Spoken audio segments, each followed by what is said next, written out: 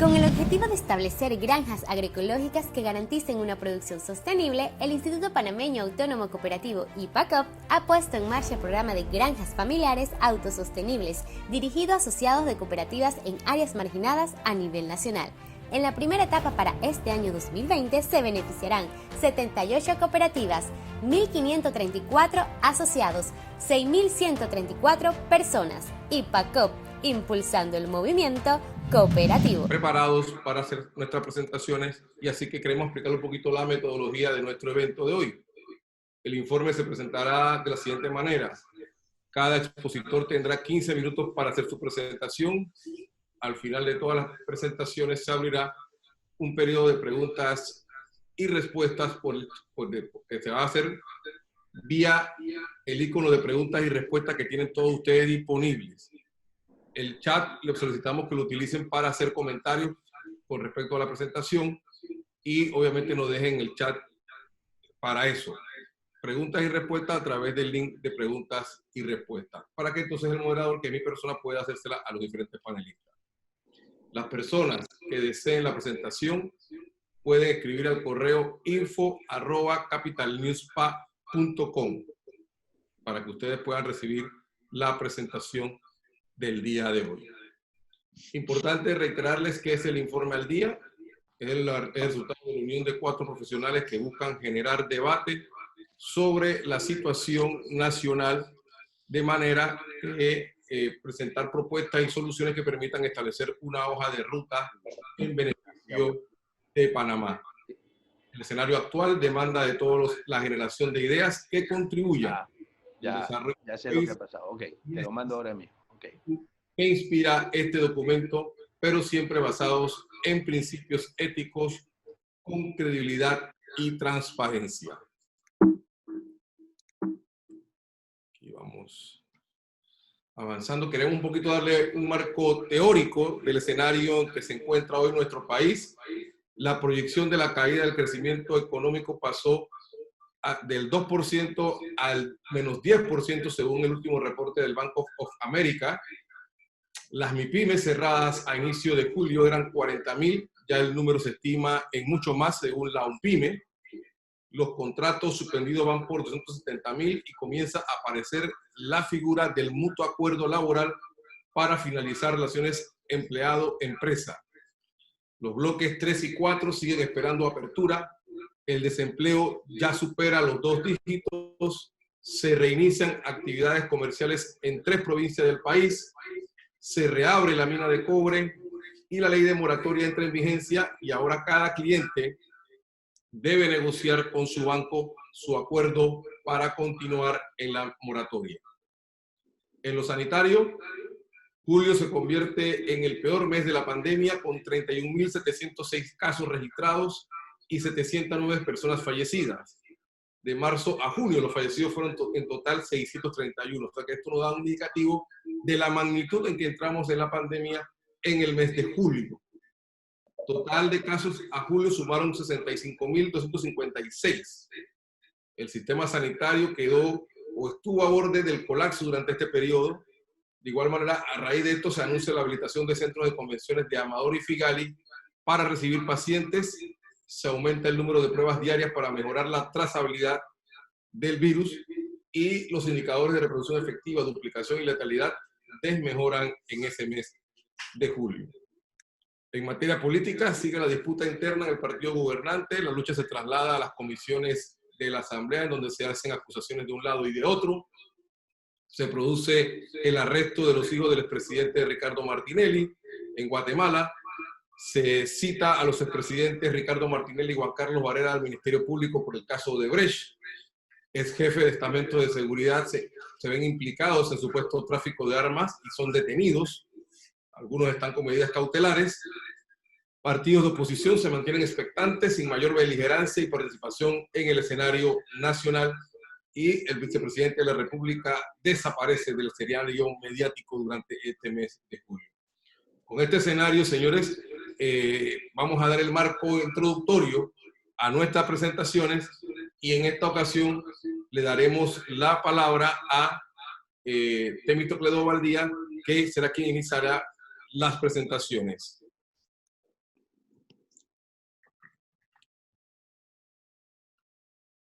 Muy buenos días, amigas y amigos. Es un placer estar aquí nuevamente con ustedes en este segundo conversatorio analizando la realidad nacional. En este caso, en mi caso particular, analizando la realidad política del país. Agradezco, Orlando, para ver si damos inicio a la presentación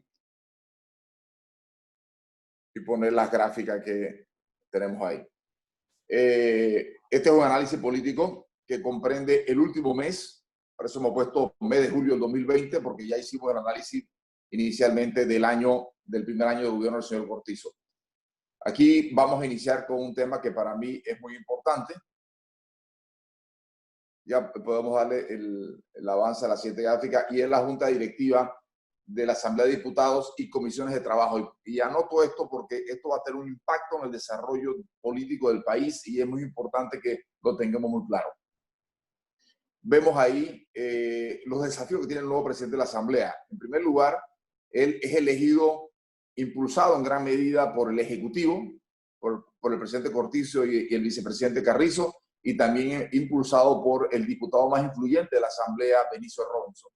Y ahí va a haber un tema de si él logra vincularse o no para futuras discusiones dentro de la Asamblea, del Ejecutivo y de ese sector muy poderoso de la Asamblea que preside el diputado Benicio Robinson. Van a venir proyectos de interés nacional y que van a generar y van a centrar la atención de la opinión pública, y va a haber ahí que determinar cuál va a ser el comportamiento, porque van a ser temas álgidos de la vida del país, del presidente de la Asamblea. Y siguen a lo interno las presiones, a lo interno de las bancadas legislativas, especialmente porque hay un sector de la bancada legislativa que ha sido desplazado y hay fuertes presiones hacia el presidente de este órgano del Estado. Aquí quiero destacar claramente el papel del diputado Benicio Robinson y su control de las principales comisiones de trabajo. Desde hace muchos años el diputado Robinson es muy influyente dentro de la Asamblea de Diputados, pero en este periodo, ahora que se instaló el nuevo gobierno, su poder ha aumentado sensiblemente. Y vemos cómo el PRD por sí solo controla la Asamblea de Diputados con 36 diputados. Recuérdense que 36 hace mayoría absoluta de 71 diputados, pero además de eso cuentan con 4 diputados del Molirena que son aliados políticos. Aquí quiero destacar que en la Comisión de Presupuesto se reelige el diputado Benicio Robinson por, creo que 7ª vez presidiendo esta comisión, que para muchos es la más importante de la Asamblea de Diputados, pero además se da un hecho que nunca había pasado, que el vicepresidente de esa comisión es Raúl Pineda y el secretario de esa comisión de presupuesto es Cristiano Adames, y ambos son las dos figuras más cercanas al diputado Robinson. O sea, control total de esa comisión, y vaya usted a saber cuáles son los planes hacia el futuro que se tienen con esa comisión, porque recuerden que la Comisión de Presupuesto aprueba el presupuesto general del Estado, pero además aprueba los empréstitos, traslado de partidas dentro de la solicitud que hace el gobierno a la Asamblea. O sea, que parte del dinero que se maneja el Estado pasa por la Comisión de Presupuesto. Y aquí quiero destacar la Comisión de Gobierno, porque la Comisión de Gobierno reviste una importancia especial ahora, porque es muy posible que en este periodo se discutan reformas al Código Electoral.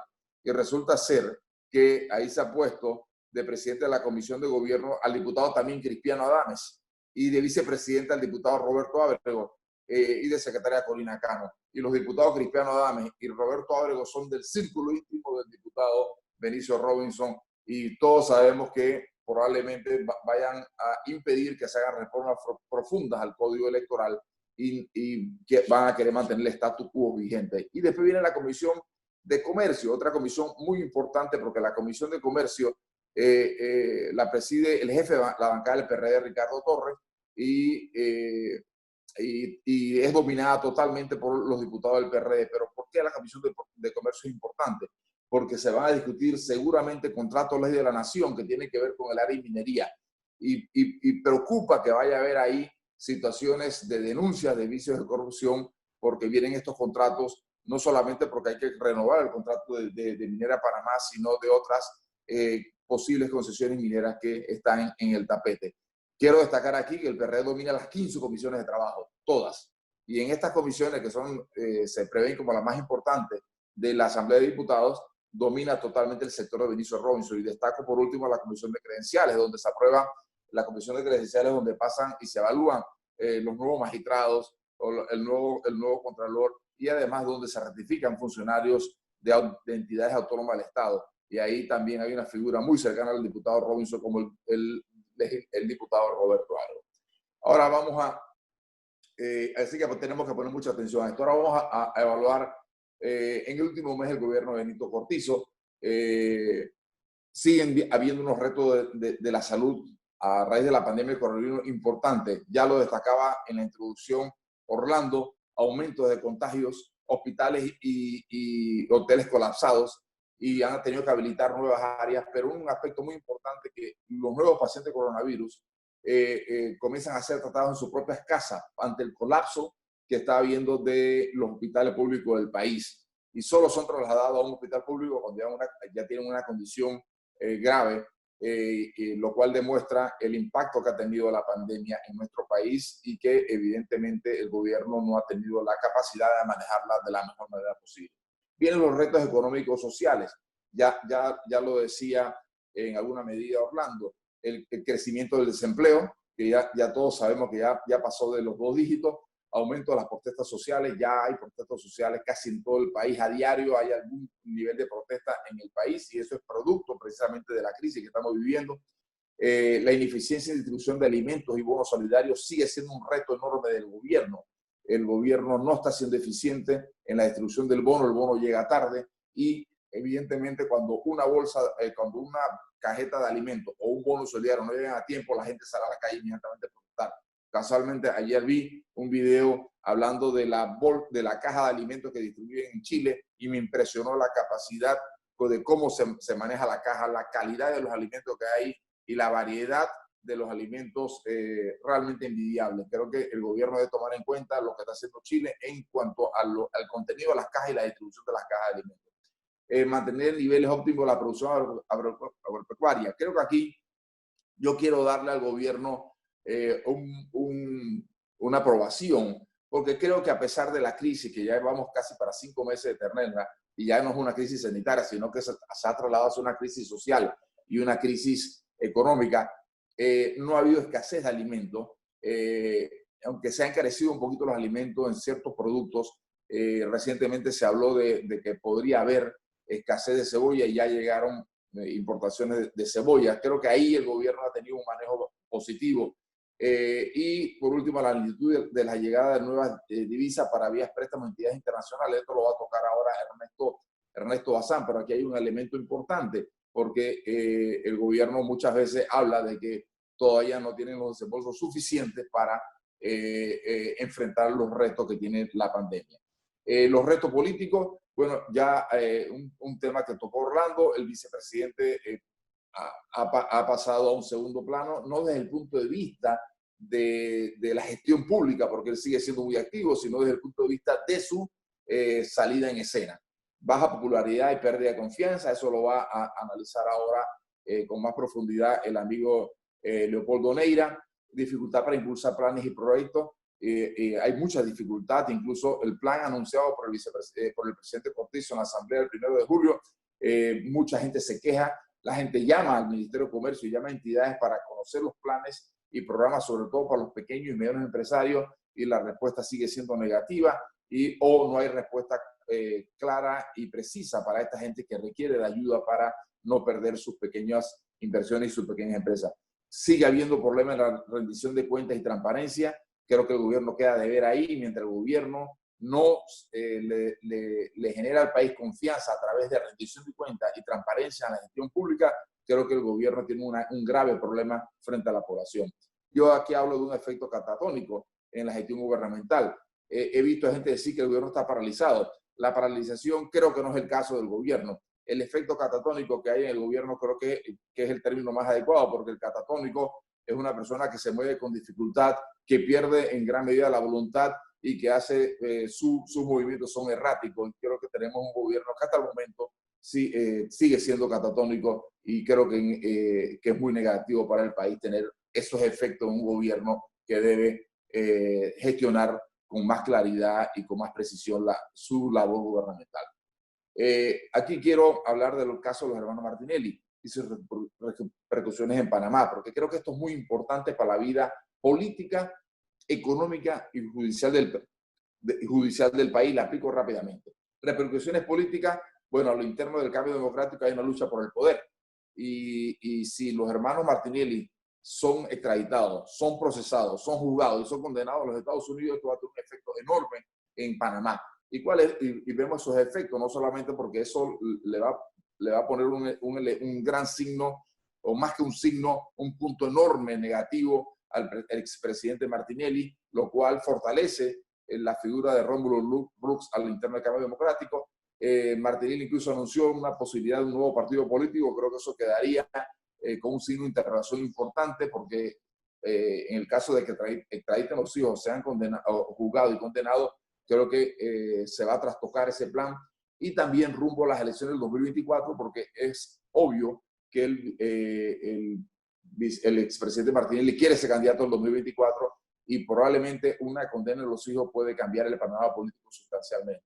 Aquí yo hablo de repercusiones económicas, porque he escuchado y no me extrañaría que el día de mañana el grupo económico al cual pertenece el señor Martinelli, si los hijos son juzgados y condenados, pudieran caer en la lista Clinton, y todos sabemos lo grave que eso puede ser el país. Ya tuvimos la experiencia de un anterior grupo económico de Panamá.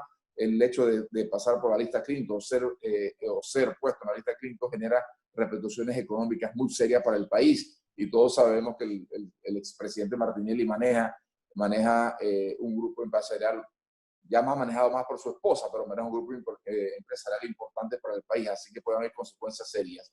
Y repercusiones judiciales, porque si en Estados Unidos los hermanos Martinelli o el mismo expresidente Martinelli son, en el caso de los hijos extraditados, pero son después procesados, juzgados y condenados, eso va a tener enorme presión al sistema judicial panameño, al Ministerio Público, a la Corte Suprema, especialmente ¿por qué no son investigados por casos de corrupción estas personas en Panamá y sí por los Estados Unidos? Y va a haber una enorme presión al sistema judicial, porque evidentemente ha habido corrupción en Panamá y muy poca gente ha sido llamada a, no solo investigada, sino a iniciar procesos serios para que la justicia panameña predomine en esta situación. Aquí vemos un mayor énfasis en el entramado de corrupción de Odebrecht. Aquí estamos viendo que ya el expresidente Juan Carlos Varela ha rendido ya varias indagatorias y el expresidente Martinelli una sola vez. Pero creo que si el tema en Estados Unidos prospera, en Panamá esto se va a volver aún mucho más grande, porque obviamente en el entramado de corrupción de Odebrecht y otros entramados de corrupción hay muchísima gente involucrada. Seguimos. El siguiente tema el anterior, que quiero tocar aquí es el papel de los partidos de oposición. Porque los partidos políticos son muy importantes en la vida de un país. Y lamentablemente nuestros partidos políticos, casi todos, para no decir que todos, no están cumpliendo la función que una democracia real y verdadera demanda. Por ejemplo, veo al Partido Cambio Democrático en la Asamblea totalmente aliados al gobierno del PRD. Todos los diputados, básicamente, no hay oposición. Y parecen más aliados al gobierno que un partido opositor en la Asamblea. En el caso de la estructura partidaria presidida por Rómulo Brooks, es reactiva, reacciona frente a cosas que hace mal el gobierno y es inconsistente. No hay una consistencia de la dirigencia de ese partido, y especialmente una cosa que yo critico mucho, y es que no hay propuestas al país, porque un papel importante de los partidos opositores es hacerle propuesta al país de cómo mejorar los aspectos de la vida de todos los panameños, y para eso se requiere que haya mucho más proactividad de los partidos políticos. En el caso del Partido Panameñista, en la Asamblea de Diputados es de oposición, especialmente liderizada por el diputado Luis Ernesto Carles, pero desde el liderazgo de su partido, en este caso el presidente de ese partido, Blandón, el liderazgo es beligerante, ejerce una fuerte oposición, pero por alguna razón, y yo puedo dar las razones, no tienen impacto político. Creo que ellos sufrieron un gran desgaste en la gestión gubernamental del presidente Varela. El Partido Panameñista salió muy golpeado después de las elecciones, y creo que el candidato Blandón no logra hacer clic con la población panameña, y por eso que aunque son el liderazgo Blandón es beligerante, ejerce fuerte oposición, incluso hace propuestas al país, no está teniendo impacto político porque el pueblo panameño creo que todavía no compra producto de la gestión anterior lo que hace el Partido Panameñista. En el caso de los independientes, creo que son muy beligerantes en la Asamblea, son combativos, especialmente destaco el papel del diputado Juan Diego Vázquez y en menor medida del diputado Silva. Sin embargo, a nivel nacional también es disperso y reactivo. No vemos en los dirigentes independientes que fueron candidatos en las elecciones pasadas propuestas al país, más consistencia en el discurso y creo que por eso lo defino como disperso y reactivo, porque ejercer labor de oposición es ser beligerante, ser combativo, pero también ser propositivos. Y por último, para terminar la presentación, destaco el movimiento Todo Panamá, donde grupos empresariales, clubes cívicos, sociedad civil se han unido para ayudar a combatir en 3 áreas fundamentales la crisis que vivimos, que es el área sanitaria, el área social y el área de la economía. Aquí quiero destacar que el movimiento Todo Panamá tomó como base 2 experiencias exitosas en América Latina. La de la alcaldía de la ciudad de Medellín, Colombia, que es la ciudad de menos contagio en todo Colombia, siendo la segunda más poblada y más importante de Colombia.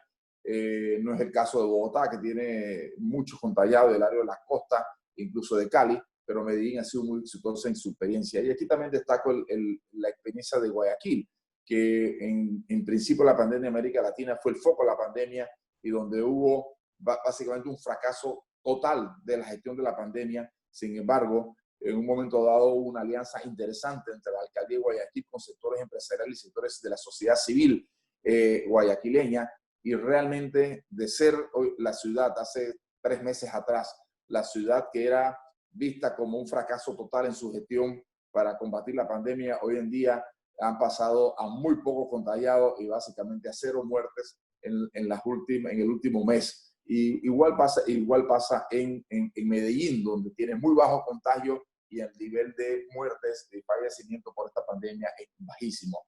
Entonces, yo creo que hay que destacar esto porque evidentemente el gobierno no estaba teniendo la capacidad de poder gestionar, pero más que gestionar, resolver, porque bueno, la gestión es importante para resolver la crisis en las 3 áreas que he destacado para salir adelante con esta gran crisis que estamos viviendo. Y ha sido muy, muy importante el anuncio de este movimiento que va a trabajar en esos 3 ejes sanitarios, sociales y económicos para ayudar a salir de la pandemia. Inicialmente han empezado con primeros áreas específicas, Juan Díaz, después van a otras áreas de otros corrimientos del área urbana y suburbana de la ciudad capital, pero pretenden de tener éxito alcanzar a nivel nacional, el alcance sea nacional. La estructura es paralela al Estado, pero en coordinación en algunas áreas.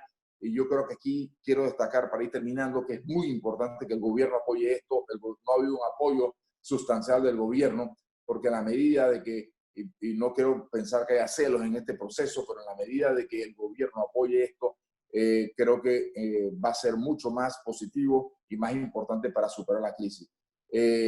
Por el momento, esta iniciativa está siendo apoyada por el sector privado casi en su totalidad y ha sido muy importante y muy positivo para el país ver que empresas y personas de manera individual están aportando importantes sumas de dinero para el éxito del movimiento Todo Panamá. Yo ahora termino aquí, solo son 15 minutos de presentación y con mucho gusto en la parte de preguntas y respuestas paso a responder todas las interrogantes que ustedes tengan y agradezco muchísimo la atención y con mucho gusto seguimos a la orden. Muchas gracias, Temi, por tu excelente presentación de la mañana de hoy. Definitivamente nos has ilustrado en cuanto al clima político que enfrenta Panamá en estos momentos y que definitivamente nos obliga a replantearnos escenarios en esta materia. Vamos a dar paso de inmediato a nuestro siguiente expositor, que es don Leopoldo Neira, que es el presidente de la firma de Dichter & Neira, y don Leopoldo hoy nos va a presentar el la encuesta de dicha manera fundamentada en los principales hallazgos que se han desarrollado en torno a los efectos de la pandemia en Panamá. Así que vamos de inmediato a darle paso a don Leopoldo Neira para que pueda presentarnos la encuesta inmediatamente. Don Leopoldo, bienvenido a este informe económico especial y político de Panamá al día. ¿Cómo se encuentra usted en estos momentos, don Leopoldo?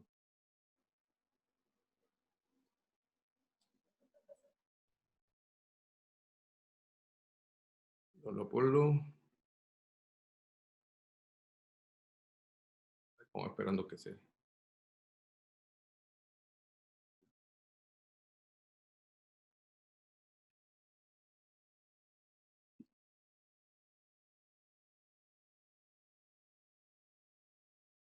Estamos ya esperando a don Leopoldo ahí, que debe estar en unos detalles técnicos, para que pueda iniciar su presentación de la mañana de hoy.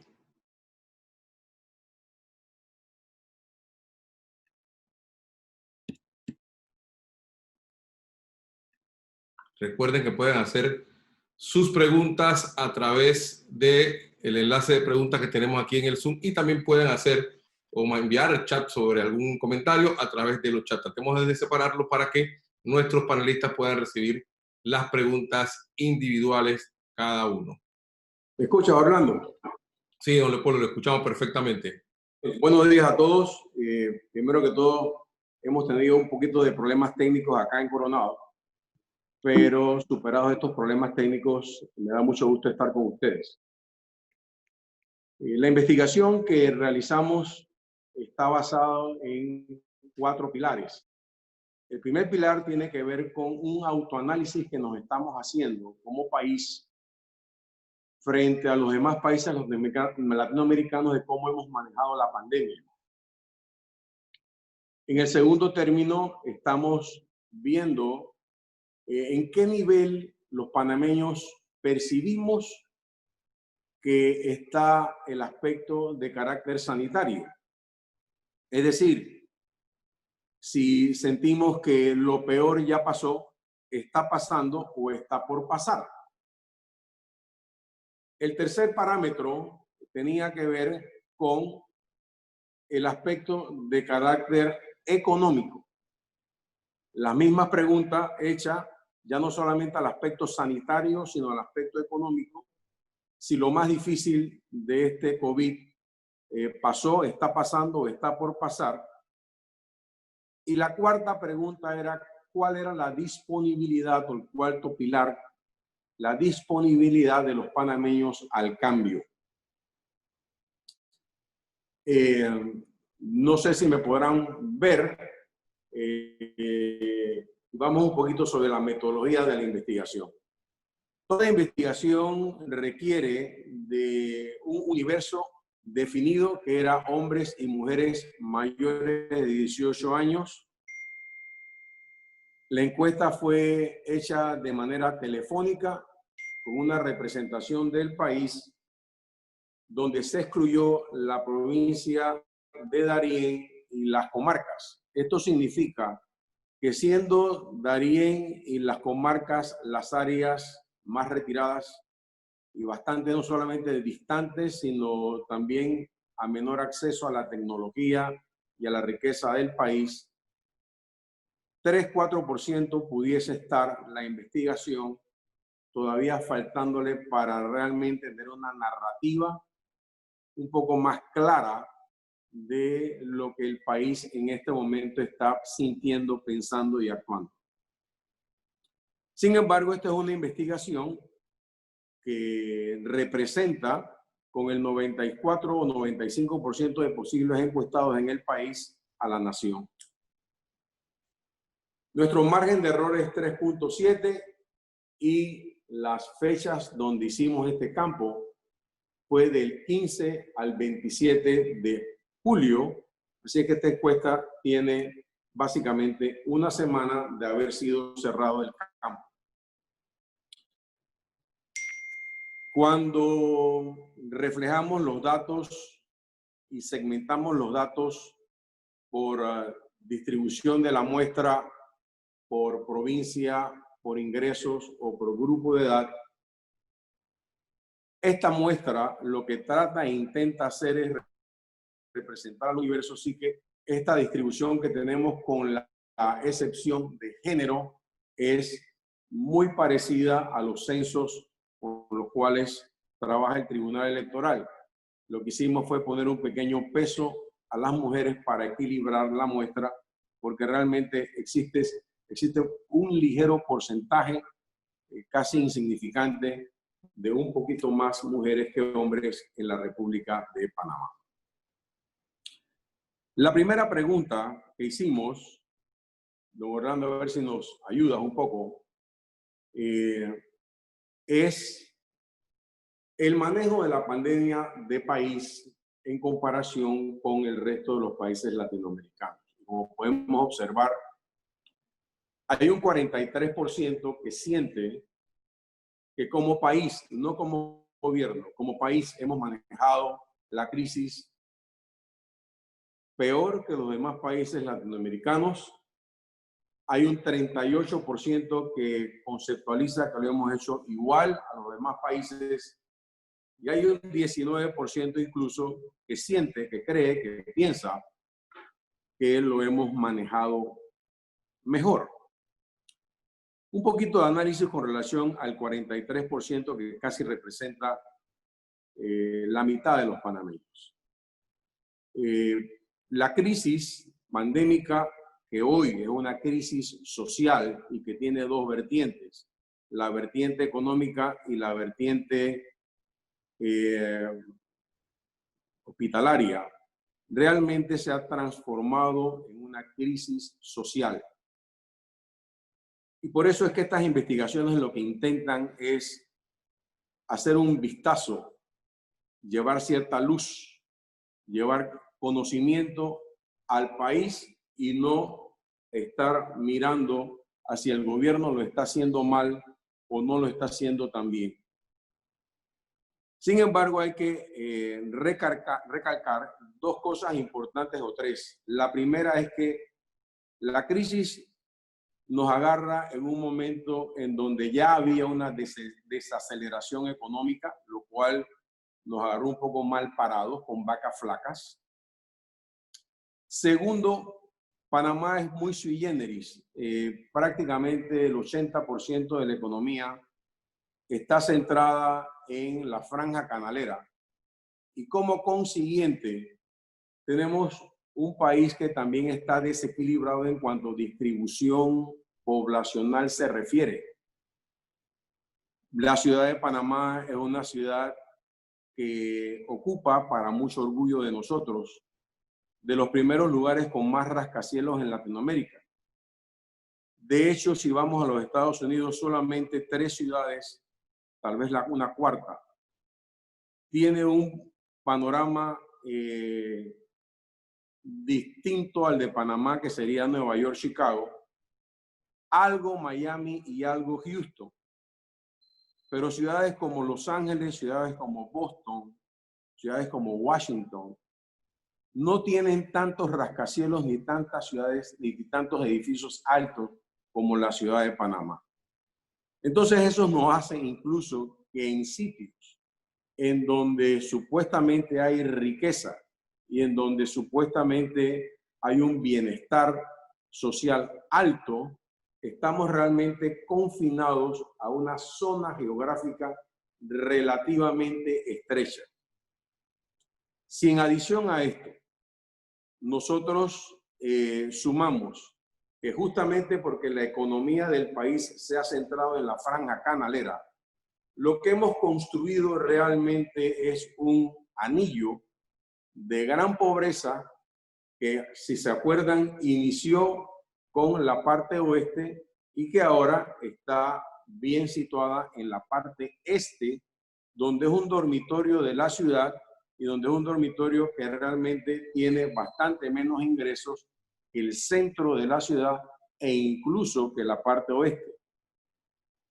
Yo creo que entonces geográficamente geográficamente la ciudad de Panamá ciertamente que no ofrecía ni ofrece las mejores condiciones para que nos quedáramos confinados y estuviéramos realmente libres de todo contagio.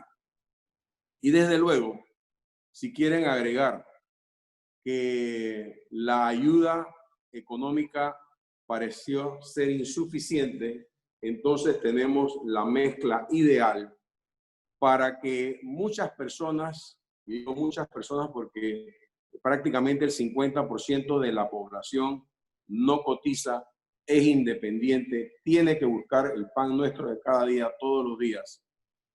Y ese desbalance que hay en la riqueza era la fórmula correcta para que la pandemia se situase en Panamá de la manera que se ha hecho. Y si encima de eso vemos la alta interconectividad que Panamá tiene como ciudad, entonces teníamos justamente la fórmula necesaria para que como país enfrentáramos esta crisis con una serie de dificultades de antemano, independientemente de qué tipo de gobierno pudiéramos tener. Siguiente lámina, don Orlando, por favor. Cuando medimos la actitud de si la pandemia ya pasó, está pasando, está por pasar, hay una amplia mayoría de personas, el 61%, que está indicando que lo peor de la parte económica todavía no la hemos transitado. Hay un 38% que ya la está pasando y, por supuesto, hay un 1% que dice que ya la pasó. Este 1% puede estar definido por personas que ya han sido contagiadas, que se sienten inmunes, o personas incluso que sienten que la economía no se les va a afectar, pero fíjense que el 99% de los encuestados o del país siente que está pasando o está por pasar. Y claro, esto representa un gran reto. Y el reto es que 38% de los ciudadanos sienten en este momento la constricción económica y es probable que muchos de ellos se estén yendo a la cama sin comer o sin poder hacer frente a las necesidades básicas, lo que implica que el país comienza a tener un alto riesgo de que si esto no lo manejamos como país, las condiciones se están comenzando a dar a efecto de que aquí podamos tener algo más que una pandemia de carácter sanitario. Yo aplaudo con muchísimo vigor lo que han estado haciendo una serie de ONGs. Están repartiendo incluso millones de comida y sobre todo aplaudo y me uno al aplauso de Temi y de todos de la creación de este movimiento Todo Panamá. Lo importante en esta gráfica es que ciertamente hay un 38%, que a pesar de que hay una inmensa mayoría que todavía siente que lo más difícil está por pasar, hay gente que siente en este momento que ya peor de lo que está no puede estar y eso hay que prestarle una atención muy especial. Si pasamos a la siguiente lámina, don Orlando, aquí lo que hemos hecho es combinar dos aspectos. Hemos combinado el aspecto económico con el aspecto de carácter sanitario. Y al combinar esto, yo llamo a aquellos que están en el porcentaje de 24, es decir, que están pasando ahora lo peor y están pasando ahora lo peor tanto en lo sanitario como en lo económico, si esto es una guerra, lo llamaría soldados que están rodeados. Gente que hay que prestarle una atención muy especial, porque la condición de la pandemia y la condición, no solamente la parte sanitaria, sino la parte económica, ya no la pueden ver peor. Y si aquí existe una llamarada y toca a este grupo, obviamente que las consecuencias son de inestabilidad social, cosa que todos los panameños deseamos que no suceda. Cuando nos vamos al grupo que desde que es el segmento de 14%, siguiendo con todo este tipo de argumentación de carácter bélica, yo llamaría a este grupo los flanqueados. Está latente el problema de carácter social, no está tan inminente como el grupo de los 24, pero ambos grupos tienen en común que en este momento están pasando relativamente mal, la pandemia en términos de aspecto económico. Si sumamos estos dos porcentajes, entonces estamos hablando de que aquellos que están pensando en este momento que la están pasando muy mal y no la pueden pasar peor, representa el 38% de la población, lo que significa que estamos hablando de casi 2 millones. Todavía la lámina anterior, por favor. El grupo del 38%, yo lo llamo el grupo de los reservistas. Son soldados que todavía sienten que la batalla no es la más grande que están enfrentando. Son aquellos que todavía estamos pensando que lo peor sanitario está por pasar y lo peor en el aspecto económico también está hacia el frente. Luego, estamos pensando que ciertamente la batalla más firme la tenemos en el horizonte. Y finalmente, al grupo del 22%, yo le llamo el grupo sanitario. Es el grupo que aquellos que tienen la edad que tengo yo se regocijaban viendo MASH.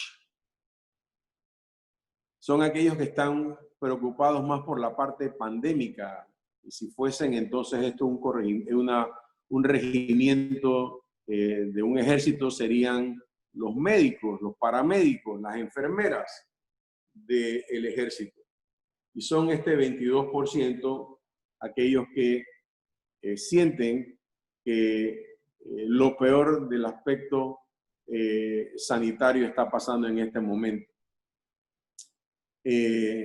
Con esto pues dejo un pantallazo de estos 4 segmentos en donde el aspecto más preocupante obviamente son los que están hacia la franja columna izquierda, en donde hay 24% que realmente está pasando grandes dificultades en ambas áreas y un 14% adicional que lo está pasando en la parte de carácter económico.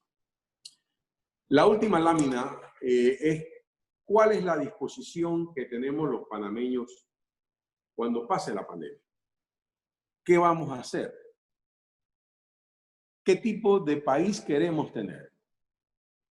Y tal vez para mí en lo personal es la lámina más importante. La pandemia la vamos a pasar, sin absolutamente duda alguna. Lo que habría que ver es si nosotros deseamos reconstruir el país y reconstruir el status quo, si vamos a aprovechar esta crisis para realmente rehacer el país con otro tipo de paradigma. Fíjense que el 26% siente que la pandemia va a cambiar todo, y hay un 40% adicional que dice que mucho va a cambiar. si nosotros nos fijáramos, por ejemplo, en lo que pudiese cambiar la parte educativa del país, de poder crear un hombre en el cual, en vez de sufrir cada vez que se nos compara con otros países en la prueba PISA, saliésemos en los primeros lugares.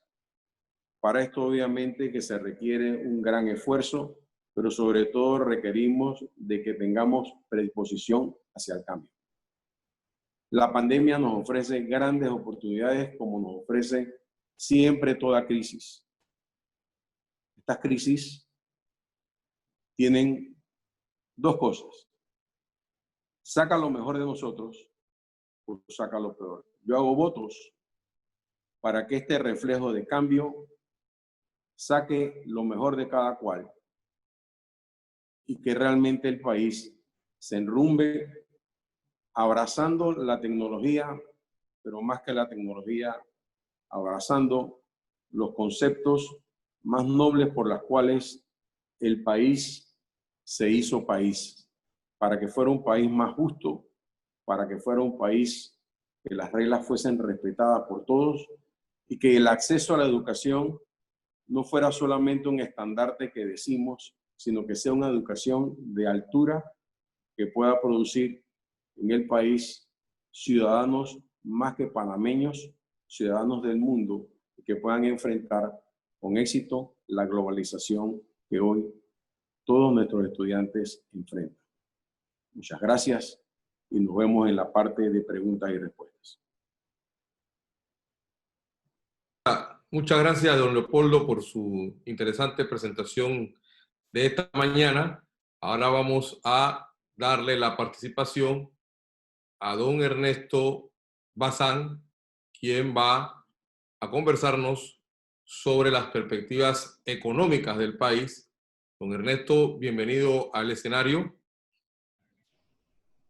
Don Orlando, muy buenos días y muy buenos días con nuestros amigos panelistas y con todos los participantes de este evento. Por favor, si me podrían confirmarme que el audio está correcto hasta el momento para proceder con la presentación. Don Orlando, ¿sí me escuchan bien? Perfectamente. Sí, te escuchamos bien, te escuchamos bien. Perfecto, perfecto. Vamos entonces con la presentación. Bueno, en esta oportunidad les traigo el enfoque microeconómico acerca de lo que familias y empresas pueden hacer frente a la pandemia. Como lo dijeron mis colegas, la pandemia le ha cambiado la vida a mucha gente y por supuesto que ha tenido en muchos casos impactos dolorosos. La pandemia, como concepto, no solamente es sanitario. Hice una búsqueda de la etimología y pandemia viene de dos vocablos griegos, pan y demos. Pan, todo, demos, pueblo. O sea, algo general que afecta a todo un pueblo o a toda una comunidad. Las tres características de una pandemia son alta capacidad de contagio y dispersión. 2, trae consecuencias dolorosas. Y 3, no discrimina a las víctimas. Empresas que estaban muy bien establecidas antes de la pandemia se han visto terriblemente afectadas por el sector en donde se desempeñaban. Muy bien.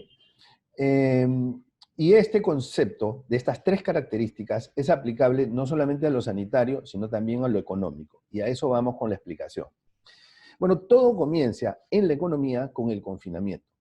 El confinamiento hace que las empresas cierren, luego de cerrar, suspenden laboralmente a una parte o a todo su grupo de trabajadores. Y si bien es cierto, esto no ocurre en todas las empresas, ocurre en la mayor parte de las empresas. Por lo menos en el caso de Panamá se estima que ha ocurrido entre el 60 y 70% de las empresas. Las personas, al tener los ingresos suspendidos, lo que hacen es consumir menos, ¿no? Pero además, como no les alcanza el dinero para cubrir los gastos básicos, toman algún tipo de deuda. No solamente deuda bancaria con el uso de tarjetas de crédito, sino también deudas con familiares, deudas con comercios de todo tipo. Pero no solamente las personas se endeudan, también las empresas se endeudan porque tienen que cubrir algunos costos fijos que son mínimos y obligatorios. Esta situación afecta también no solamente a las personas y a las empresas, sino también al Estado recaudador. Entonces, ante una caída en la recaudación, obviamente el país, a través del Estado, pierde capacidad de poder hacer frente a la pandemia a través de los gastos para necesidades sanitarias o para ayudas sociales. Ahora, esta es una primera etapa. Nosotros actualmente nos encontramos en esta primera etapa.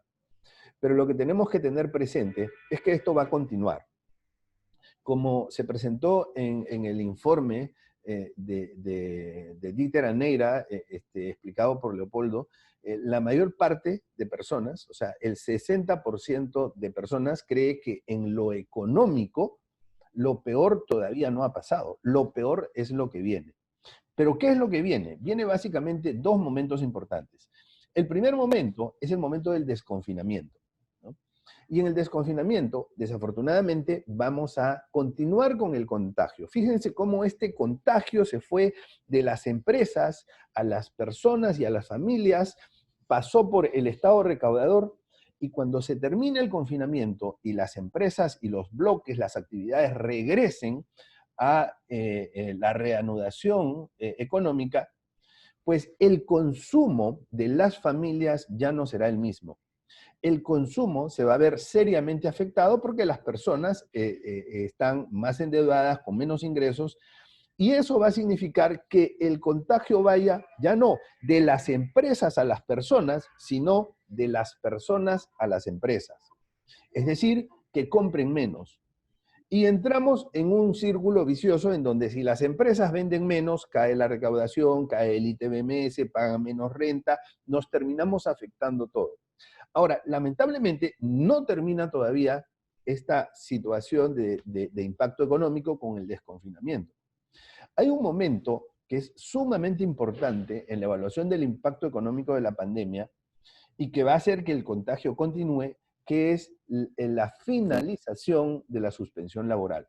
Actualmente, en Panamá, tenemos aproximadamente 270.000 personas con contratos de trabajo que están suspendidos. De empleo formal, 270.000 personas. Eso no puede ser eterno. Se estaría prorrogando hasta el 31 de diciembre, pero eso no puede ser eterno. Eso en algún momento se va a tener que terminar. Y ese será el momento de la verdad del impacto económico de la pandemia. En ese momento, habrán algunas empresas que podrán continuar operaciones, porque lograron pasar esta crisis por su sector o por su fortaleza, o por su capacidad financiera. Habrán otras empresas que requerirán una reestructuración bancaria. Tendrán que sentarse a negociar con el banco nuevas deudas, deudas de largo plazo, incorporación de garantías y algo de eso. Habrán otras deudas o habrán otras empresas que se acogerán a la ley 12/2016, que es una ley, es la ley de insolvencia en Panamá, de lo cual no se ha hablado mucho todavía, y esta ley está hecha para proteger a las empresas de, digamos, de mayores deterioros por erosión de sus recursos a través de los acreedores financieros, y esta ley permite que las empresas puedan suspender, si son acogidas en esta ley, puedan suspender el pago de sus obligaciones con sus acreedores en general. No solamente con los bancos, se incluye a los bancos, ¿no? También esta ley impide que los bancos puedan efectuar cobros o ejecuciones de garantía a las empresas que son acogidas bajo esta ley. Entonces, esta es una ley relativamente nueva. No hay muchos casos de empresas que se han acogido a la ley de insolvencia en Panamá, pero este es un camino que algunas empresas tendrían que tomar. La empresa no quiebra, la empresa sigue funcionando, pero ya no está obligada a pagarle a sus acreedores, ¿okay? Entonces, hasta que se llegue a un acuerdo con todos los acreedores. Ese es un tercer escenario posible. Y lamentablemente hay un cuarto escenario posible, que es el cierre de las empresas y de los negocios, ¿no? Algunas empresas ya han cerrado, han anunciado que no continuarán operaciones debido a que se han visto seriamente afectadas por la pandemia. Muy bien. Entonces, la mayor parte de empresas se verá afectada, ya sea a través de la reestructuración o el cierre. Y eso implicará que se redimensionen y por lo tanto eso será un nuevo golpe a las familias a través de la contención de las contrataciones y la reducción del empleo. Esto nuevamente afectará a la recaudación, de manera que estamos recién en una etapa en donde en el confinamiento se está iniciando todo un proceso que desafortunadamente será largo y en donde Estado, empresas y familia tenemos que prepararnos para hacer frente a esto. Y precisamente esta presentación trata de recopilar algunas recomendaciones para el Estado, recomendaciones para las familias y recomendaciones para las empresas a fin de que puedan sobrellevar este periodo que desafortunadamente impacta negativamente. No todas las empresas se verán afectadas y no todos los sectores se verán afectados. En el cuadro que les presento a continuación, se puede ver que incluso habrá algunos sectores que han tenido un impacto muy bajo, incluso han sido favorecidos con la pandemia, como por ejemplo el e-commerce o las telecomunicaciones. Pero estos sectores, al igual que los servicios digitales y los servicios médicos, además tienen perspectivas positivas. Es decir, cuando lo peor de la pandemia pase, serán sectores que podrán crecer, que podrán desarrollarse, que tienen expectativas muy favorables en términos de negocio, ¿no? Habrán otros que han tenido un impacto negativo muy bajo, o sea, incluso se han visto favorecidos, farmacias, supermercados, en esta época, pero después que termine la pandemia, la perspectiva será estable. ¿Okay? Algunos otros han tenido un impacto medio y perspectivas estables como logística, seguros, minería. La construcción de infraestructura ha tenido un impacto alto porque la construcción se ha parado, pero también las perspectivas de la construcción de infraestructura son positivas porque sabemos que cuando hay este tipo de situaciones recesivas, de grandes recesiones y de grandes depresiones, tal como ocurrió en la Gran Depresión de 1929, después de la Segunda Guerra Mundial en muchos países, la gran receta ha sido la inversión pública en infraestructura. Y esto es algo que no solamente lo hemos venido proponiendo nosotros en el informe anterior, hace un mes, sino también en el discurso presidencial se mencionó un conjunto de proyectos y megaproyectos que se estarían llevando a cabo en los próximos meses a través del actual Ejecutivo.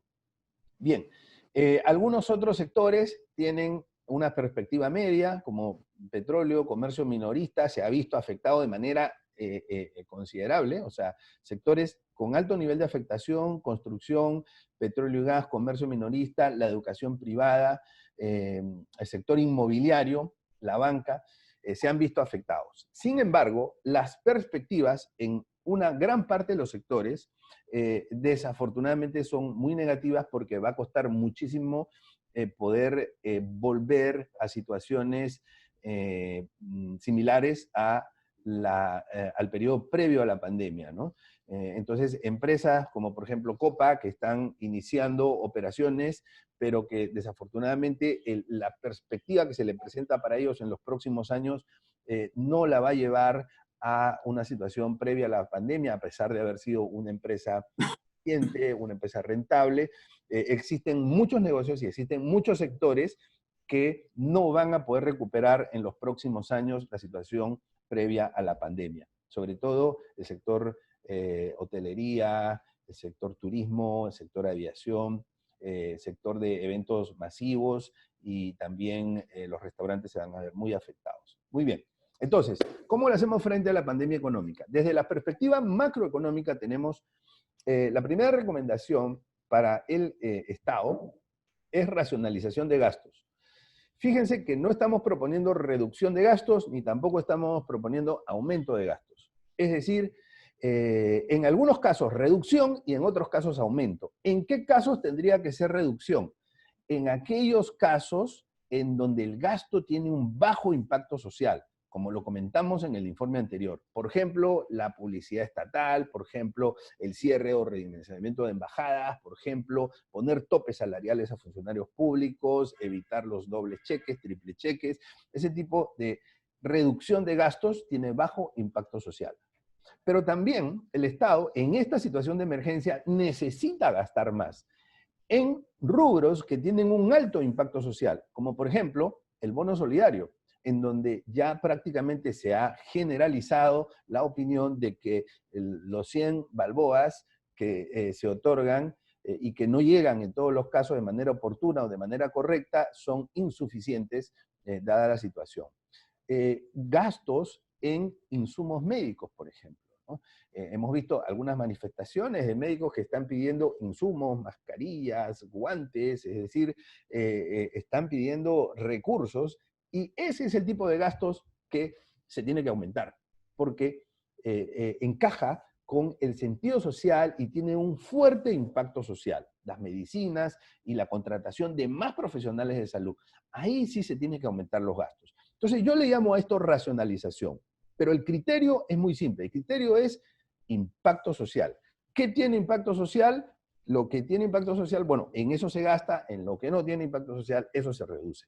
Muy bien, primera recomendación. Segunda recomendación.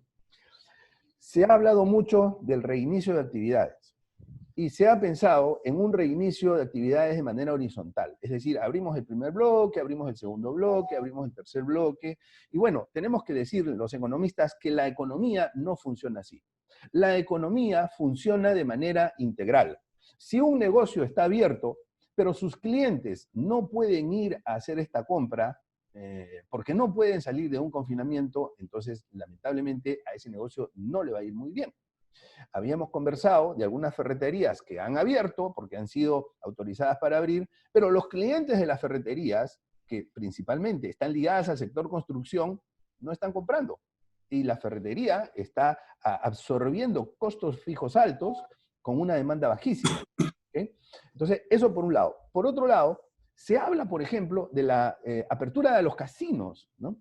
Entonces, independientemente si eso es una buena o mala idea, que no cabe, no voy a intervenir en esa discusión, suponiendo que un casino abra, pues no va a tener muchos clientes, ¿no?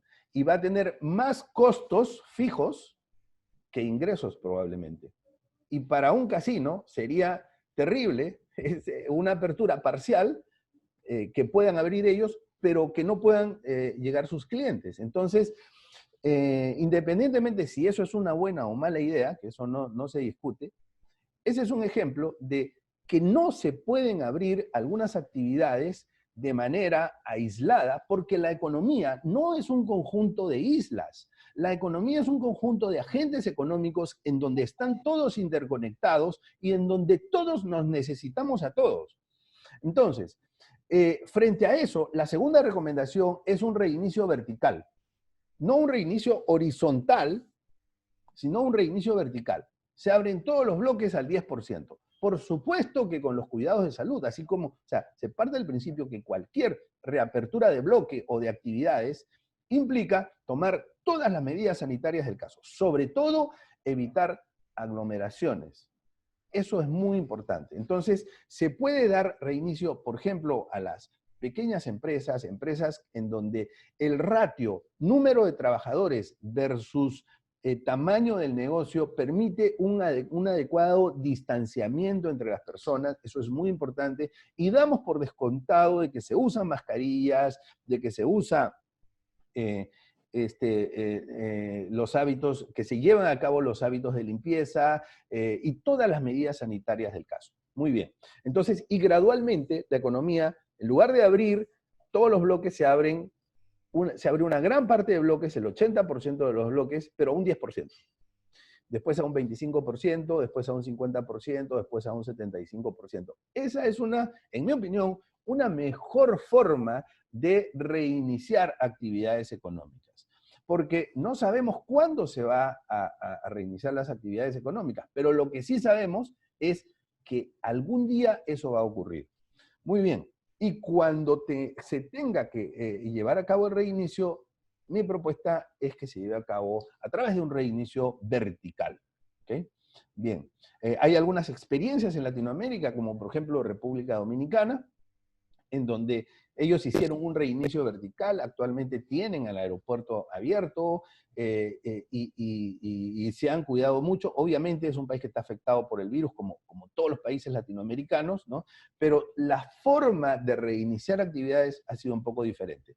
Bien, tercera recomendación, esto lo tratamos en el informe anterior, es un plan de reconstrucción que yo denomino agresivamente responsable, con 3 pilares: generación de empleo, reducción de incertidumbre y aumento de la ocupación inmobiliaria.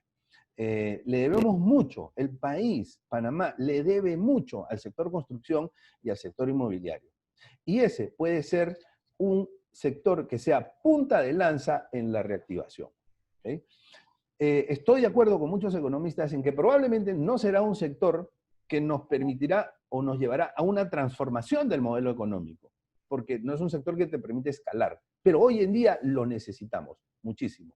Entonces, el Fondo de Reconstrucción tendría 3 fondos: inversión pública, financiamiento de empresas y personas, lo que es el sector productivo, y una estabilización del sector financiero, porque no nos olvidemos que mucho de lo que nosotros tenemos y lo que tiene el país se debe a la banca.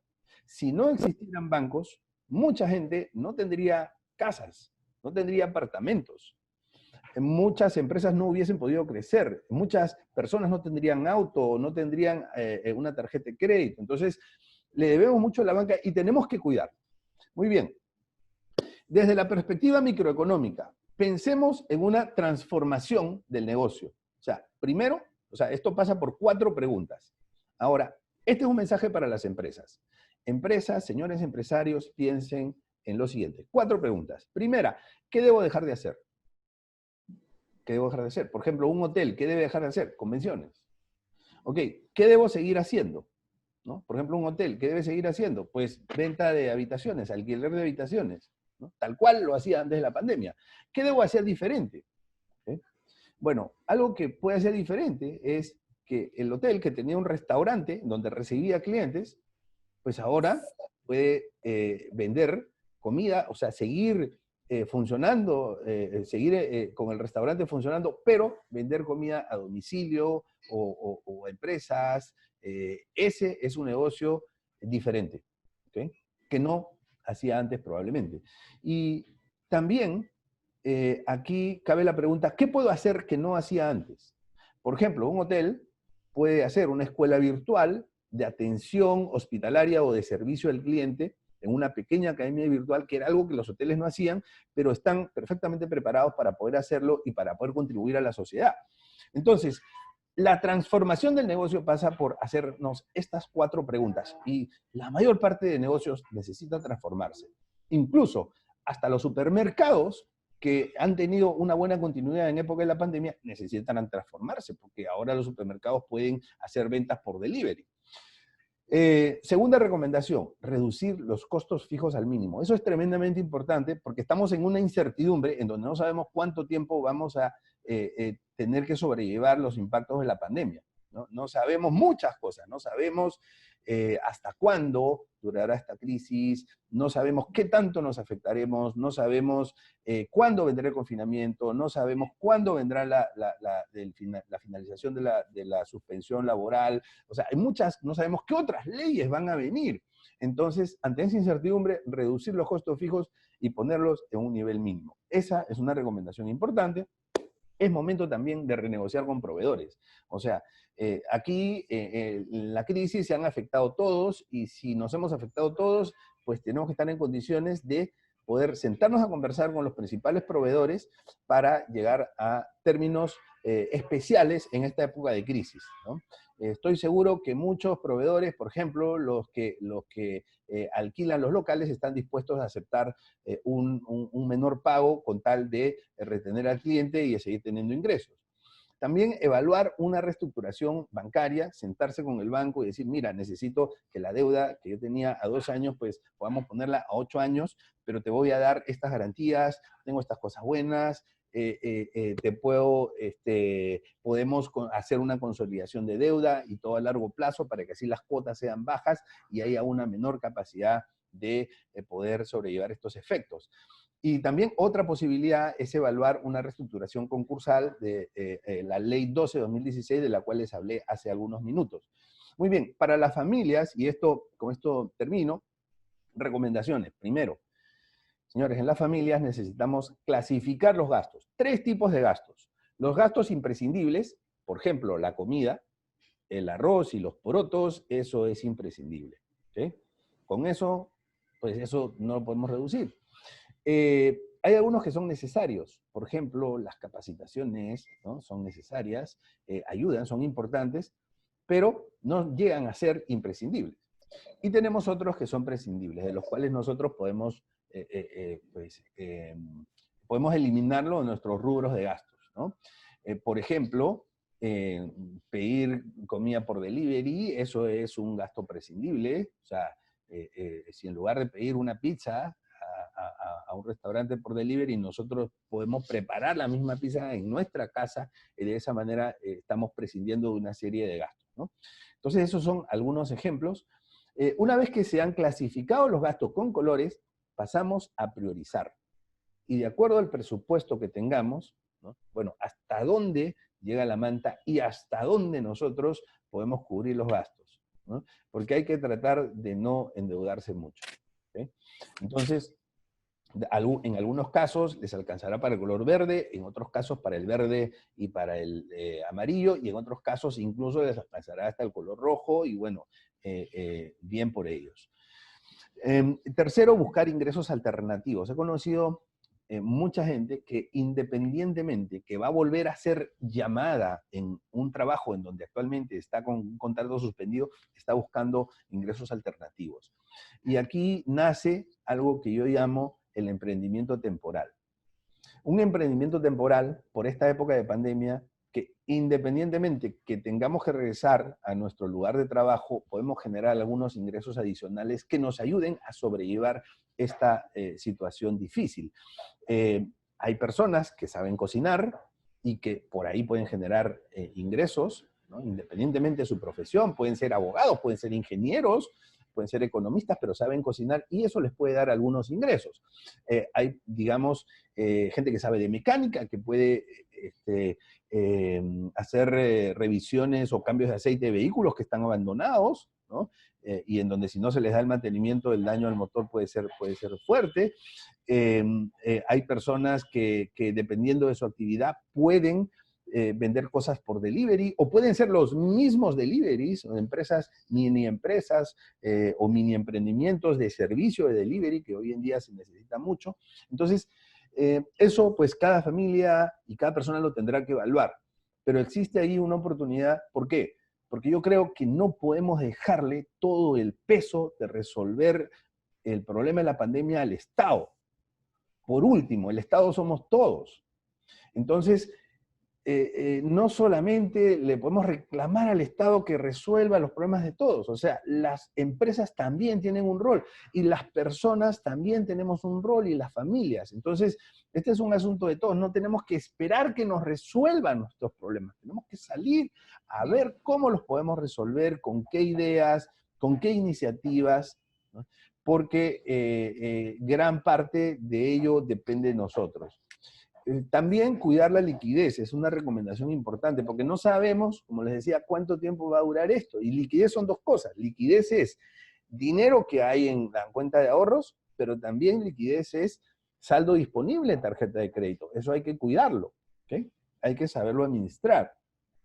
Finalmente, acercarse al banco a refinanciar deudas. No tenemos por qué tener miedo de refinanciar deudas con los bancos, porque obviamente si hay una situación crítica, cuando un cliente no le puede pagar al banco, el problema no es del cliente, el problema es del cliente y del banco. Entonces el banco debería estar dispuesto a conversar. Y eso es algo que también tenemos que poner en práctica, porque repito, este es un problema de todos. Amigos, muchísimas gracias por su atención. Yo quedo completamente dispuesto a poder absolver alguna pregunta, interrogante, o a ampliar más algunos de los conceptos y los temas que hemos conversado.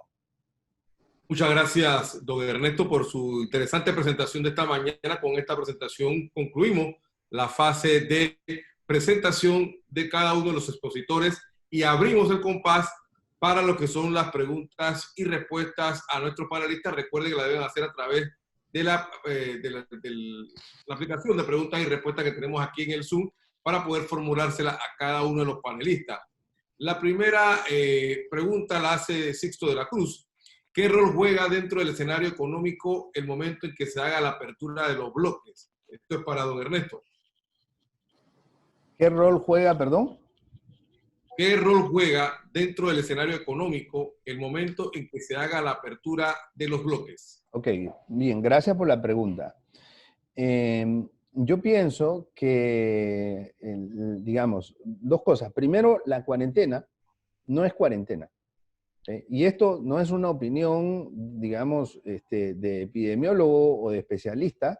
Esto simplemente es porque pues la cuarentena no está cumpliendo con el rol, ya que si tenemos 2 millones de PEA y tenemos casi 700.000 salvoconductos, a eso no le podemos llamar cuarentena, en primer lugar. En segundo lugar, hay una afectación fuerte a un sector que está confinado y se necesita pensar en una reapertura inteligente. Desde el punto de vista económico, muchas familias ya no pueden seguir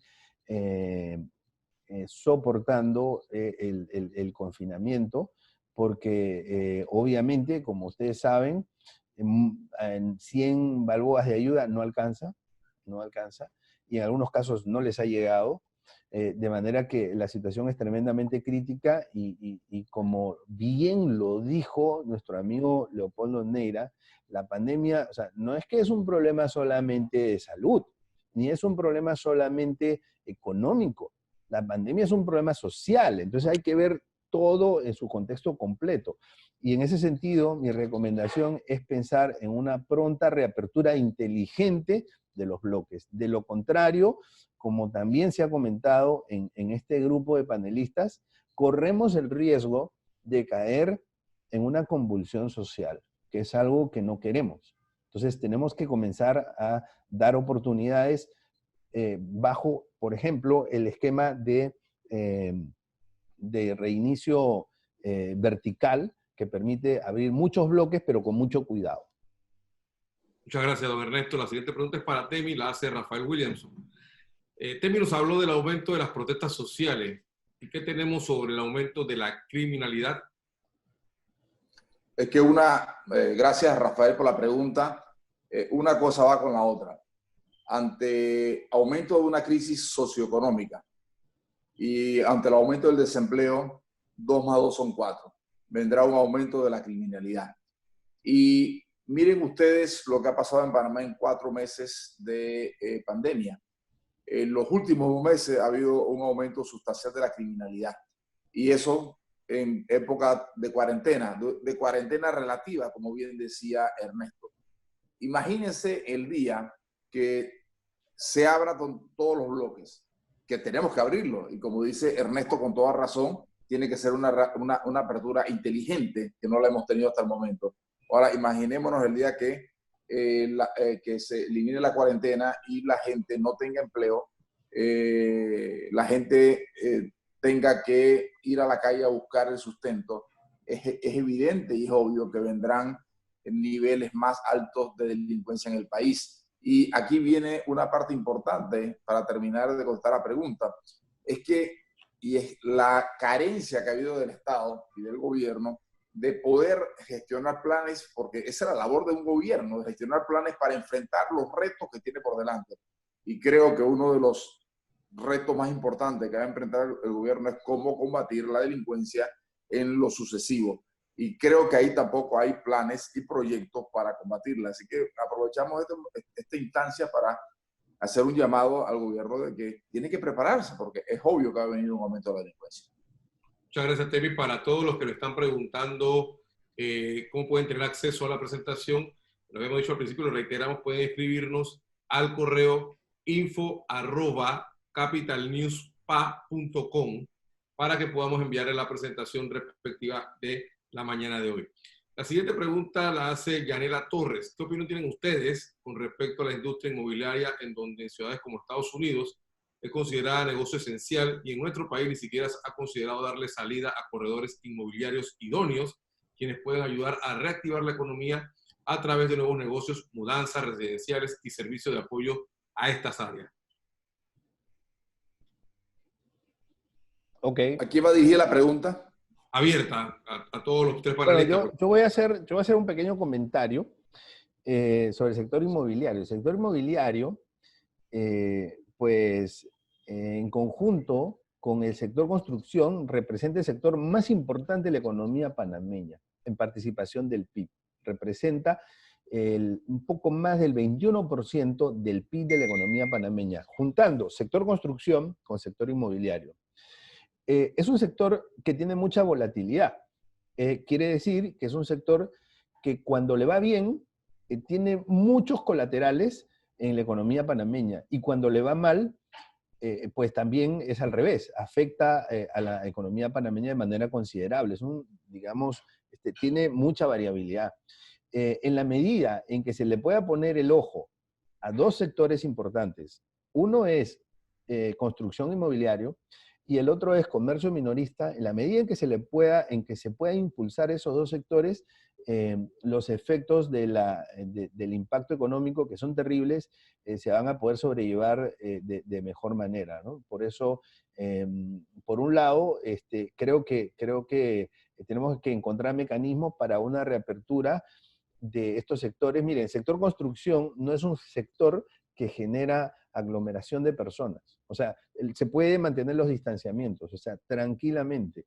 El sector inmobiliario tampoco. O sea, el sector inmobiliario es básicamente corredores inmobiliarios o empresas de corretaje uno a uno. Incluso hoy en día existen herramientas también a través de las redes sociales donde uno puede visitar apartamentos a través de un tour virtual. Entonces, no es algo que hace daño a la economía, pero sí puede aportar mucho, ¿no? Así que pensaría que esos dos sectores van a ser de suma importancia y ojalá que se le pueda poner atención. Sinceramente, yo hasta ahora no entiendo por qué al sector de construcción privada no se ha dado la apertura. O sea, no entiendo. ¿Por qué? Digamos, desde el punto de vista de la eficacia, incluso de la eficiencia, uno tendría que pensar en que las actividades o los sectores que reinician actividades son aquellos en donde el impacto sanitario sea el más bajo y el impacto económico sea el más alto desde el punto de vista de que se favorece. Entonces, ¿pero qué pasa? El impacto sanitario de la apertura del sector construcción es muy bajo, no hay aglomeramiento de personas, ¿no? Con todo respeto, de repente en el caso de los supermercados hay más aglomeración de personas que en el caso de los proyectos de construcción. Pero el impacto económico de los proyectos de construcción es altísimo porque es un sector que está tremendamente correlacionado con todos los demás sectores de la economía e impulsa y genera demanda en otros sectores, ¿no? Entonces, en otros países ha sido el primer sector que se abre, el sector construcción, por esas razones. Muchas gracias, don Ernesto. No sé si don Leopoldo o Temi quieren agregar algo más. Pero es que yo creo que aquí hay un aspecto muy importante y va amarrado con la pregunta que hizo Rafael anteriormente. Como dice Ernesto, si el sector construcción, que todavía no sabemos por qué no se ha abierto, se abre mañana, entendiendo de que es mano de obra no calificada, es precisamente una buena oportunidad para bajar las posibilidades de delincuencia en el futuro. Y creo que es muy importante recalcar eso, porque ese sector construcción, si no se reabre, obviamente ese grupo de personas son los más vulnerables en este momento. Y si además no le está llegando con eficiencia el bono solidario y tampoco le llega la bolsa de comida con eficiencia, entonces probablemente un sector importante pueda verse inclinado a delinquir. Entonces, creo que esa posición la apoyo totalmente, lo planteado por Ernesto. Perfecto. La siguiente pregunta la hace Jaime Rivas y obviamente tiene que ver con la propuesta hecha por don Ernesto, que es ¿Bajo qué criterio considera debe seleccionarse las empresas que comenzarán la apertura gradual según su propuesta, esto del 10-25% hasta completar el 100%? Sí, muchas gracias. Muchas gracias. ¿Perdón? Sí, adelante, don Bueno, Ernesto. justamente yo lo acababa de decir, ¿no? Los criterios son dos, ¿ok? El primero, en el aspecto sanitario, cuidar muchísimo la salud pública a través de un bajo porcentaje de inicio, ¿ok? Y evitar la aglomeración de personas. O sea, esos son los criterios, y obviamente todos los cuidados sanitarios. Pero hay un segundo criterio que es el criterio económico, ¿no? Pero desde el punto de vista del primero, obviamente algunos sectores no podrían abrir por el momento, como por ejemplo el sector de espectáculos o conciertos, ¿no? O sea, que esos sí llevan aglomeración. Entonces, esos sectores no podrían entrar en la propuesta. Pero todos los demás sectores podrían, que siempre y cuando no generen esa aglomeración y siempre y cuando tengan, digamos, parámetros sanitarios mínimos establecidos por el MINSA, pueden comenzar con un 10% de sus actividades, ¿no? Con un 10%. Entonces, ese sería el criterio más importante, el criterio sanitario. Y adicionalmente está el criterio económico, ¿no? Como les decía, si se tuviera que priorizar algunos sectores sobre otros, el impacto en la generación del empleo, el impacto en la economía, el impacto, digamos, en el dinamismo económico, debería ser un segundo criterio a ser considerado. Muchas gracias, don Ernesto. La siguiente pregunta también es sobre el turismo. ¿El turismo interno tendrá una perspectiva negativa en la nueva normalidad? Y esta también es para usted, don Ernesto. Y también, ¿cuál es su estimación sobre el crecimiento de la economía de Panamá para el 2020? Ok, el turismo interno tendrá una perspectiva negativa en la nueva normalidad, pues desafortunadamente sí. Desafortunadamente sí, porque hay una afectación a la capacidad de gasto de las familias, ¿no? Es decir, las familias después de la crisis, si es que le podemos poner un final, digamos, estarán muy golpeadas y más endeudadas, ¿no? Gran parte de las familias habrá reducido sus ingresos porque alguno de los que aportaba, digamos, económicamente al hogar perdió el trabajo o le renegociaron las condiciones o ha tenido que emprender y ahora sus ingresos no son los mismos. Entonces, cuando tú tienes economías que en promedio y en general tienen menos ingresos y tienen más deuda, obviamente van a gastar menos y turismo, o sea, es muy importante, turismo interno, pero en la escala de prioridades no tiene las primeras posiciones, ¿no? Entonces yo sí considero que la afectación va a ser muy fuerte y ojalá que no sea por mucho tiempo. Otra pregunta sobre la estimación para el decrecimiento de la economía, lo conversamos desde el mes de mayo, yo saqué las proyecciones, las hice con mucho cuidado y con la extrapolación del virus, que tal vez sea una diferencia entre las estimaciones que yo he realizado y la de otros economistas. Yo he extrapolado el virus y he considerado que lo peor está por venir, o sea que actualmente solamente se ha contagiado menos del 1.5% de la población panameña. Entonces lo que viene es terrible y eso lo consideré en las proyecciones. Por eso las proyecciones me resultaron de una caída del PIB real en el año 2020 de 20.8% de caída. Repito, 20.8% de caída.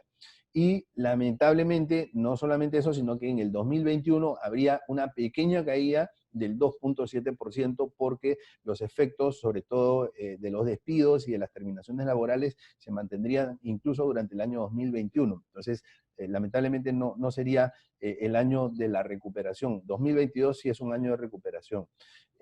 Y bueno, solamente desear que ojalá me equivoque y que las proyecciones y el impacto sea menor a lo que hemos estimado. Demi, la pregunta siguiente es para ti. ¿Qué sabes de la implementación de los diálogos para resolver el tema de la Caja del Seguro Social? Bueno, ahí, ese es otro, y tengo que decirlo de corazón, lamentablemente, el gobierno y el presidente Cortizo en su primer discurso a la nación, ahora el 1 de julio, habló de la implementación de mesas de diálogo en el país y planteó 2 mesas de diálogo, una que tenía que ver con la Caja del Seguro Social y la otra para ver los otros temas nacionales. Con relación a la implementación de diálogo a la Caja del Seguro Social, la información que manejo y una información concreta, han empezado levemente, sin realmente ser una gestión de Estado. Y la ha empezado básicamente el subdirector de la Caja de Seguro Social, Bustamante, Francisco Bustamante, con diversos sectores políticos del país, solamente. No ha participado, hasta donde tengo entendido, el director de la Caja de Seguro Social y tampoco ha participado el gobierno central. Yo creo pensar que puede ser una primera etapa, donde el subdirector de la Caja de Seguro Social está entregando a los actores políticos del país información valiosa sobre el estado de las finanzas de la Caja de Seguro Social. Eso lo puedo comprobar porque la información me ha llegado de manera directa y concreta. Sin embargo, en la otra promesa de diálogo con diversos grupos del país, todavía ha sido una promesa incumplida. Y Leopoldo Neira lo dijo con una profundidad muy grande al final de su presentación. Las crisis sirven para cambiar cosas. Las crisis son oportunidades. Y sería muy, muy lamentable para el país que, viviendo esta profunda crisis social, aquí no hubiese un cambio sustancial en muchas cosas. Y yo tengo que aprovechar esta instancia para decirlo. Tenemos un Estado pesado y burocrático. Y yo no he visto ninguna iniciativa de cómo resolvemos eso. Yo no estoy hablando de votar personas, y menos en estas instancias, pero estoy hablando de cómo hacemos que el Estado sea más funcional, cómo el Estado sea menos burocrático, que es para cualquier persona que quiera hacer gestión en el Estado, sabemos lo que implica eso. ¿Por qué no, en este momento, no iniciamos un diálogo nacional realmente amplio, pero concreto, para cambiar la educación panameña? Necesitamos una revolución educativa en Panamá, porque la educación que tenemos, y no hemos entrado en eso. Hay un problema enorme en este momento, enorme, porque más de 80 colegios han cerrado. Hay colegios por cerrar. La educación pública casi no existe, con muy pocas excepciones. Entonces, el gobierno tiene que tomar una decisión. O pasa todo el mundo para el siguiente año, o toma la decisión de declarar este año, en la mayoría de los casos, un año que no va a contar, porque simplemente las clases no son impartidas como deben ser. Pero estamos perdiendo, ya llegó la pandemia, ya llegó la crisis socioeconómica y política en el país, más socioeconómica. Aprovechemos esta instancia para cambiar cosas que no funcionan, porque si mañana nos recuperamos, como dice Ernesto, en el 2022, y no hemos cambiado una educación que no es buena, si no hemos cambiado un Estado que es burocrático, si no hemos cambiado la politiquería en la gestión pública, entonces ¿de qué sirvió la pandemia? Por lo menos que sirva para que tengamos la capacidad de hacer análisis introspectivo y cambiemos lo que no funciona. Muchas gracias, Temi. La siguiente pregunta va abierta para los tres y nos la hace Alejandra Araúz. Ella nos pregunta cuáles diálogos deben llevarse a cabo. Diálogo de la Caja de Seguro Social, reformas electorales y reformas constitucionales. ¿Qué opinan ustedes? Bueno, yo rápidamente te puedo abordar ese tema para que opine Ernesto y Leopoldo. Creo que ya empezó el diálogo de la Caja de Seguro Social. Hay un diálogo de los partidos políticos. Tiene que venir un diálogo por reformas electorales también. Eso incluye a los partidos políticos e incluye a algunos sectores de la sociedad civil. Pero creo que el país tiene que invertir, y los sectores beligerantes del país tienen que invertir seriamente en diferentes diálogos para ver cómo transformamos al país y no perder esta oportunidad de oro para transformarlo. Pero aquí hay un aspecto muy importante, amigos que nos escuchan en este panel que hemos organizado, especialmente Orlando.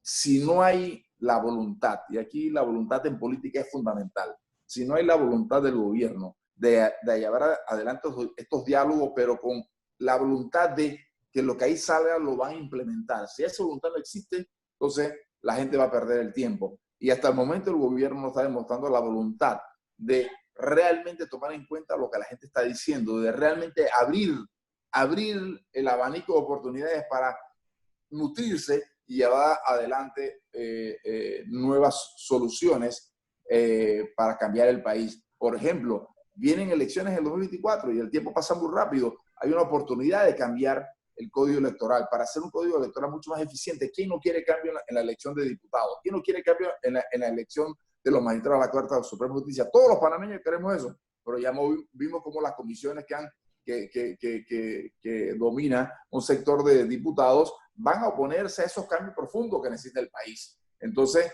yo creo que aquí lo que necesitamos, amigos, es un acuerdo nacional sobre las cosas que nos unen.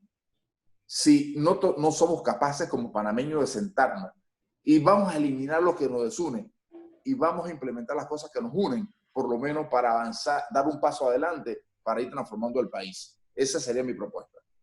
Gracias, don Ernesto. Don Leopoldo. Bueno, yo creo que Temi lo dijo y suscribo lo que comentó, así que pues respaldo completamente la respuesta. Don Leopoldo, un comentario. Bueno, yo planteo que el país con esta crisis tiene dos caminos.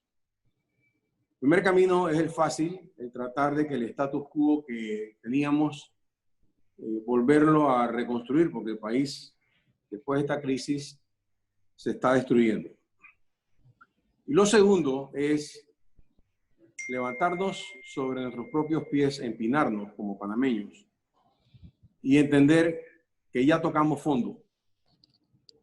Muchas veces, cuando hemos tenido una persona alcohólica en nuestras casas, nos hemos dado cuenta de que mientras no se acepte el problema, mientras no tengamos lo que dice Temi, voluntad política, mientras no sepamos que realmente el país está con una crisis fundamental, estructural, profunda, que requiere un liderazgo en donde las cosas se hagan por ejemplo, un liderazgo en donde las palabras no sean lo que impere, sino lo que impere sea el trabajo y los resultados.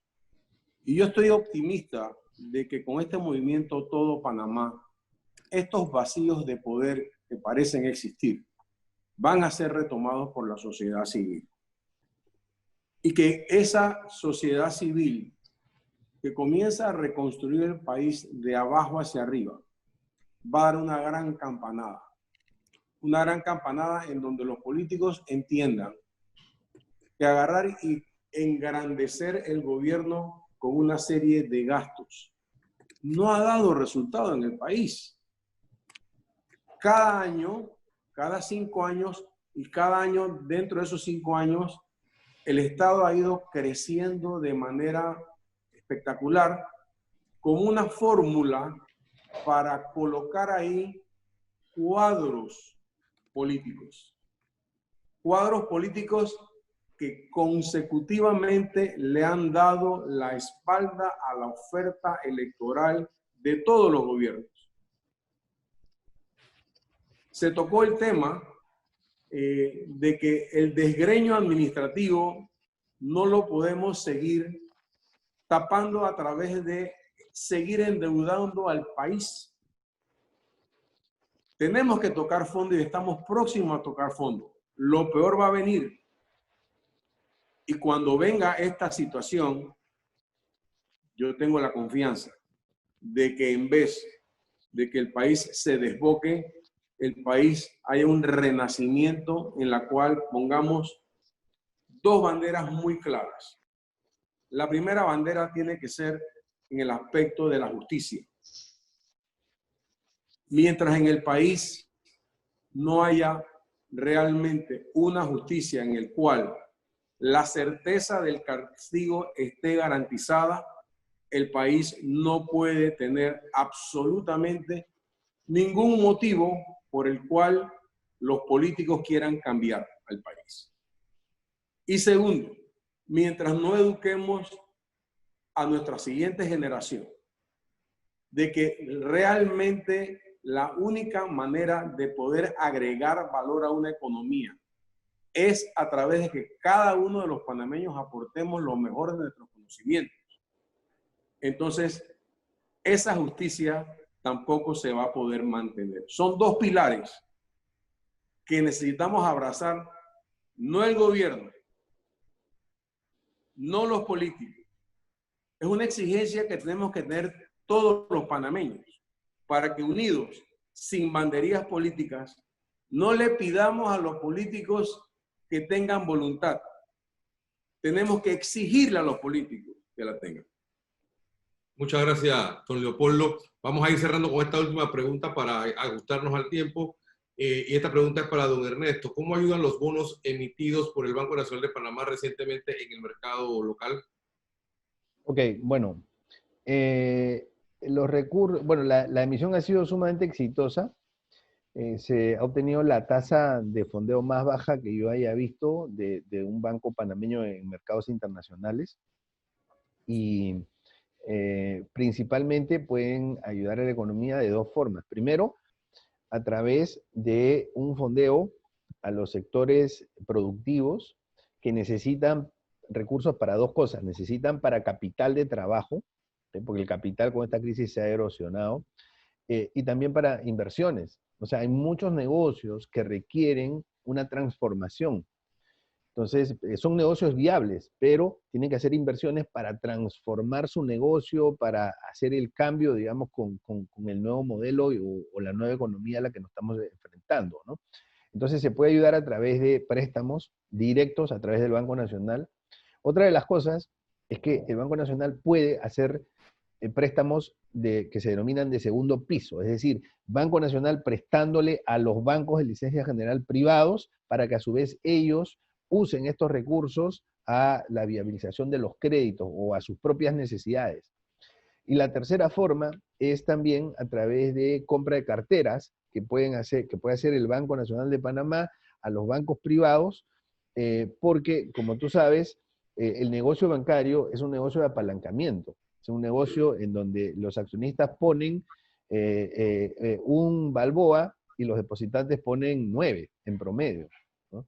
Entonces, en esta crisis, obviamente, los bancos necesitan una mejor capitalización y eso no solamente pasa por aportar capital, sino también por desapalancarse, es decir, que salga una parte de la cartera y así ya no requieren tanto, digamos, monto de depósitos y eso puede ayudar a los bancos a mejorar su posición de solvencia, ¿no? Entonces, hay varias formas a través del cual el Banco Nacional puede contribuir con la salud financiera y económica. Muchas gracias, don Ernesto. Antes de terminar nuestro informe, queremos hacer nuestras recomendaciones finales que hemos trabajado entre los 4 aquí para dárselas a conocer a ustedes. Y estas recomendaciones van a pasar primero porque la finalización de la suspensión laboral marcará un paso fundamental para los escenarios futuros y el real impacto de la pandemia económica. Combatir la pandemia económica no solo es tarea del Estado, también de las empresas y las familias a través de cambios que se puedan generar desde lo interno. Reestructuración empresarial y emprendimiento será de vital importancia no solo para la lucha a la pandemia económica, sino también para la reconstrucción de la economía. Impulsar planes de seguimiento a los nuevos emprendimientos para su sostenibilidad también será importante. Apertura de negocios de forma gradual en base a porcentaje de colaboradores con presencia física será otro elemento a tomar en consideración. La pandemia social tiene una cara sanitaria y otra económica. Es deber de la sociedad, no solo del Estado, enfrentarla. Estamos comenzando a hacerlo, ¿verdad? El país tiene 2 caminos: reconstruir el viejo status quo o crear un nuevo paradigma. El país está dispuesto al cambio. La era digital nos ofrece la oportunidad de crear una sociedad más transparente, más justa y con enormes mejoras sociales. Hagámosla. El país sigue esperando del gobierno profundas rectificaciones en materia de rendición de cuentas y transparencia para recuperar confianza y credibilidad. Ante el lanzamiento del movimiento Todo Panamá, es necesario que el gobierno apoye esta iniciativa. Para superar la crisis sanitaria, económica y social, es indispensable que los sectores beligerantes se involucren y el gobierno tiene un papel importantísimo en su éxito. Y por último, el país requiere más propuestas de sus dirigentes políticos y menos posiciones reactivas o de crítica. Esa es la postura nuestra como los miembros del Informe Económico, Político y Social de Panamá al Día, con el cual queremos cerrar y agradecerle a todos ustedes la participación en esta mañana. Hemos hecho este informe con el interés de aportar a nuestro país y a lograr salir todos juntos de esta pandemia que nos afecta en diferentes escenarios, tanto en el sanitario como principalmente en el económico a muchos de los panameños. Así que, de nuestra parte, pasen todos un excelente día. No sé, nuestros expositores se quieren despedir finalmente.